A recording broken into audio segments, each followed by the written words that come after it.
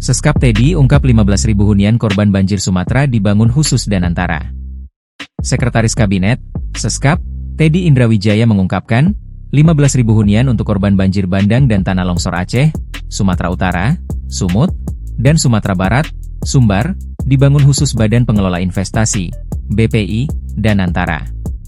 Hal ini diungkapkan Teddy menyusul pertemuan Presiden Prabowo Subianto dan Menteri Investasi dan Hilirisasi sekaligus CEO Danantara Rosan Perkasa Ruslani di kediaman Presiden di Kertanegara, Jakarta Pusat, Sabtu, 27 Desember 2025, malam.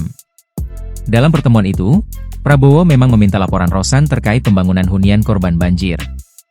Presiden Prabowo meminta laporan mengenai 15.000 hunian yang khusus dibangun Danantara untuk warga terdampak di Sumatera, ucap Teddy dalam akun Instagram Sekretariat Kabinet, Sabtu. Teddy menyebut, Rosan lalu menyampaikan bahwa setidaknya 500 hunian akan siap pada minggu ini beriringan dengan pembangunan hunian lainnya. Hunian lainnya juga sedang dibangun oleh BNPB, Kementerian PU serta Kementerian Perumahan, jelas Teddy. Selain hunian, Prabowo juga membahas kampung haji bersama Rosan.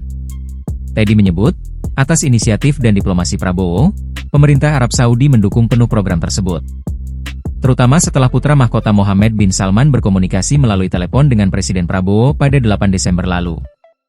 Rosan pun telah bertemu 4 kali dengan pemerintah Arab Saudi membahas ini.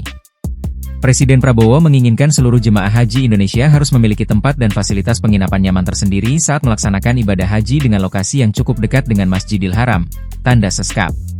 Download Tribun X sekarang, menghadirkan lokal menjadi Indonesia.